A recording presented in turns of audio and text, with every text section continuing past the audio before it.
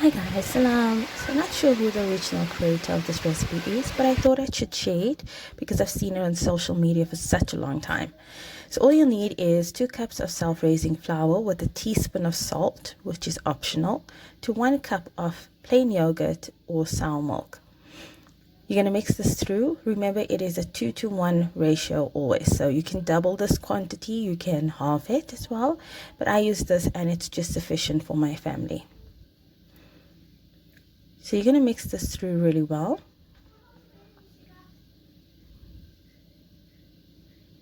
And you're going to then knead it out.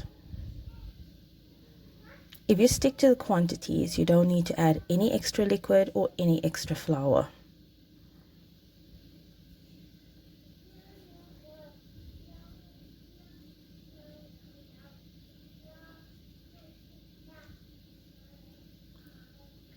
So I'm just trying to incorporate all of the flour with the yogurt itself. It seems like a very sticky dough, but I promise you it comes together quite well.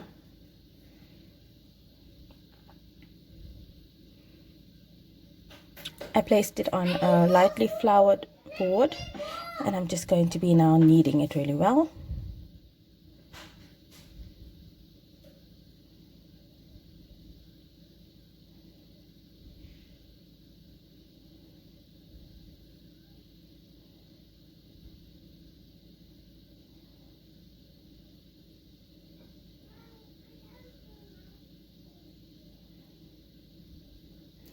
So this recipe, you can make donuts with it, you can make naan, you can make roti, you can make cook sisters. You can also fill it with some filling like chicken or mince or steak and bake it in the oven. You can make rolls as well. It all comes out really well. So I just actually rolled it into a long sausage type roll, and I'm breaking off pieces, equal amount pieces, and this is what I'm going to be using to roll. Now what I'm aiming for is a type of a long garlic butter naan. I'm not looking for something round, but if you want it to be round, you're more than welcome to do that. I lightly floured my mat. This is a silicone mat, which you'll find in a lot of my videos that I use. So I'm just rolling out to the desired shape that I want.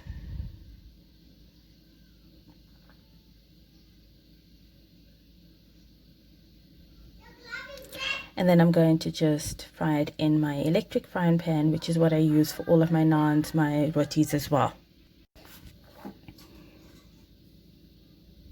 So I think that looks good enough. I'm just rolling it out quite thin because it has self-raising flour in it. It actually will expand and increase, and it actually blows up a bit. So that's why I want it quite thin. I don't want very thick pieces. It does fluff up. So I'm doing this with another one, and then I'm going to show you how I'm actually cooking it on the electric frying pan and how I like to do it. So you can, if you don't have an electric frying pan, you can use a thick based pan or what is called a traditional tawa. That's like a non-stick, very thick type of pan that is flat, and it's specifically made for rotis and naans and those type of flatbreads. So this one didn't come out at the shape that I wanted, but I think it's quite good enough. So I'm going to show you now exactly what it looks like. As you can see, the one on the left has little bubbles that are starting to come up, and that's what you're looking for. The one on the right is also starting. And then you're going to flip them over, and that's what you're looking for, those light brown spots. And then I'm going to be using a brush. I'm going to be brushing it over with some melted ghee that has a little bit of garlic in it, chopped garlic. So it gives that garlic butter type of feel. You can leave out the garlic if you don't want to. I just wanted it with my meal. Then you're going to flip it over on the other side and cook the garlic butter just a bit. I'm going to brush over on this side. I'm using a silicone basting brush. And then you're going to flip it over again and cook it on the other side as well. As you can see, it puffs up quite nicely because of the self-raising flour. So this is a really great and easy recipe. You can make it at any time. It is very, very quick to make. I think the most amount of time that it took was just for the kneading itself, for the kneading of the dough. I added a bit of sesame seeds as well in here. I just like that little bit of nutty flavor, but you don't have to add it. Like I said, you can just use plain ghee, plain butter, or even margarine. We just are butter and ghee lovers more than margarine lovers, so I have that more in my fridge. You can serve this flatbread with a variety of curries. You can have it as well with things like scrambled egg. It's actually delicious having it this way.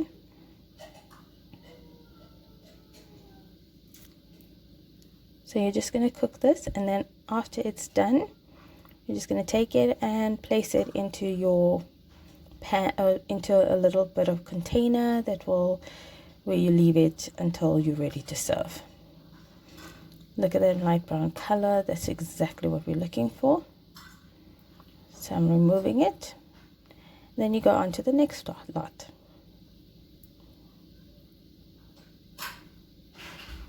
That's what it looks like.